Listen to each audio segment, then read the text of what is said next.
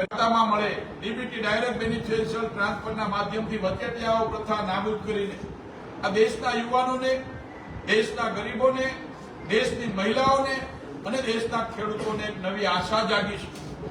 ત્યારે એવા સમયની ચૂંટણીમાં કોંગ્રેસ એ દેશની અંદર જે પ્રકારે વાતાવરણ દોડવા માટેના અલગ અલગ નિવેદનો આપી એમની માનસિકતા છતી કરે છે, એમને હું વખોડું છું અને દેશની જનતાને વિનંતી કરું છું કે નરેન્દ્રભાઈ મોદી સાહેબના નેતૃત્વમાં જે દેશ સમગ્ર વિશ્વની અંદર ભારત એક ઉભરતો દેશ છે, આવું અમે નહીં, વિશ્વના અર્થશાસ્ત્રીઓ કહે છે કે next future will be India, હવે પછીનું ભારતનું ભવિષ્ય છે. એવા સમયે દેશના યુવાનો થનગની રહ્યા છે દેશના વિકાસમાં. 140 કરોડ જનતા નરેન્દ્રભાઈ મોદી સાહેબનું જે સ્વપ્ન છે કે વિશ્વની 3જા નંબરની ઇકોનોમી ભારત બને એમાં હિસ્સેદારી કરવા માટે ઉત્સાહથી થનગની રહ્યા છે. એવા સમયે દેશ વિરોધી માનસિકતા વાળી કોંગ્રેસને લોકો ઓળખી ગયા છે. એમની સાથે એમના વિચારો વાળા લોકોનું એક ગઠબંધન બનાવીને દેશમાં અલગ અલગ વિસ્તારમાં ક્યાંક વિસ્તારવાદના નામે, ક્યાંક જ્ઞાતિવાદના નામે, ક્યાંક વંશવાદના નામે, ખાસ કરીને કરપ્શનથી ભેગા કરેલા નાણાંઓ એમના દીકરા દીકરીઓને કેમ સાચવવા એની ચિંતા એક બધા ટીમને છે. એમને ક્યારે દેશ માટેની ચિંતા કરી નથી. દેશની અંદર અલગ અલગ વર્ગ વિગ્રહ એવા સતત નિવેદનો જાણી જોઈને આપે છે. ગઈકાલે પણ તમે 2 દિવસ પહેલા પણ જોયું કે જે રીતે રાહુલ ગાંધીએ આ દેશની અસ્મિતા સાથે, આ દેશના ગૌરવશાળી ઇતિહાસમાં જેમનું મોટું યોગદાન છે એવા રાજા મહારાજાઓ વિશે પણ એમની માનસિકતા છતી કરીને જાણી જોઈને નિવેદનો આપ્યા કે આ દેશના રાજાઓ જમીનો હડપે છે. મારે રાહુલ ગાંધી અને કોંગ્રેસના મિત્રોને કહેવું છે કે આ દેશની અંદર 562 રજવાડાઓએ પોતાના રાજ અને એમની મિલકતો આ દેશને સમર્પિત કરી છે એવો એમનો ગર્વો ઇતિહાસ છે. અને એમાં પણ સૌરાષ્ટ્રમાં આપણે બેઠા છીએ. અમારા ભાવનગરના રાજા કૃષ્ણકુમારસિંહજી, એમના મહારાણી કૃષ્ણકુમારસિંહજીએ તો એમની સમગ્ર સંપત્તિ દેશને સમર્પિત કરી, પરંતુ દેશના હજારો વર્ષો સુધી આ ઇતિહાસ યાદ રાખશે. દેશની મહિલાઓને, એમની પેઢીઓને પણ યાદ રાખશે કે એ પણ દેશ માટે સમર્પિત કરી હતી. એવો અમૂલ્ય ઇતિહાસ આ રાજા મહારાજાને રજવાડાનો છે. એમણે ફક્ત હિન્દુત્વને અને આ દેશને જેમને બલિદાન આપ્યું છે એવા રાજા રજવાડાઓ માટે આ ટિપ્પણી કરી છે. એ વખતે પણ અમુક રજવાડાઓ વિલીન નહોતા થયા. આપ સૌ જાણો છો જે રીતે મોગલો, નિજામ, રજાકારોએ જે રીતે દેશની જનતા પર વર્ષો સુધી અત્યાચારો ગુજાર્યા હતા એને યાદ નથી કરતા. એનો મતલબ કે કોંગ્રેસની માનસિકતા કોને ખુશ કરવા માટે આ નિવેદન આપે છે એ પણ હવે દેશની જનતા ઓળખી ગઈ છે. ત્યારે મારી સૌ દેશવાસીઓને વિનંતી છે કે દેશની અંદર એક જ્ઞાતિથી બીજી જ્ઞાતિઓની વચ્ચે વૈમનસ્ય ફેલાય, જ્ઞાતિવાદ ફેલાય, કોમવાદ ફેલાય, દેશમાં પ્રાંતવાદ ફેલાય, આ દેશને ટુકડે ટુકડે કરી આ દેશની જનતાને અલગ અલગ કરીને તૃષ્ટિકરણની રાજનીતિને પ્રોત્સાહિત કરીને કોંગ્રેસ સત્તા પર આવવા માંગે છે. ત્યારે દેશની શાણી જનતા 140 કરોડ દેશવાસીઓએ પોતાનું માન નરેન્દ્રભાઈ મોદી સાહેબના નેતૃત્વમાં બનાવ્યું છે. અને આ પ્રકારના નિવેદનો આપનારા લોકોને પરિણામના દિવસે દેશની જનતા એમનું સ્થાન બતાવી દેશે.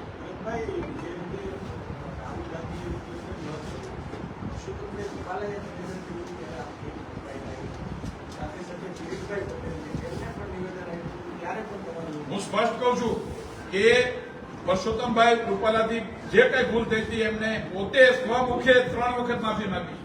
અમારા પ્રદેશ અધ્યક્ષે 3 કીધું છે, વારંવાર માફી માંગી છે. અને જયારે કોઈ ભૂલ થાય ત્યારે એની માફી માંગવી જ જોઈએ એવું અમે પણ માનીએ છીએ. મેં પણ મીડિયાના માધ્યમથી વાત કરી હતી. વાત કોઈ સરખામણી માટેની નથી, આ દેશની અસ્મિતા સાથેની વાત છે. આ દેશમાં વર્ષો સુધી જેમણે રાજા રજવાડાઓએ દેશની જનતા માટે અનેક પ્રકારના પોઝિટિવ નિર્ણયો કર્યા છે ને આપણે બધા જાણીએ છીએ. આ ખૂબ ગંભીરતાથી એમણે કીધું કે રાજા રજવાડાઓ જમીન હડપ કરે છે.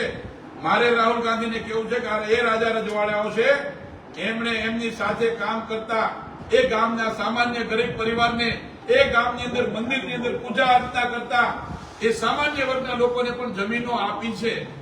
અને અંતમાં મેં કીધું એમ સરદાર સાહેબની વિનંતીથી 562 રજવાડાઓ એક સાથે એમની મિલકતો, એમની જમીનો અને એમના ખૂબ મોટા રાજ એ વિલીનીકરણ કરીને આ દેશને, આ ઇતિહાસ સાક્ષી છે.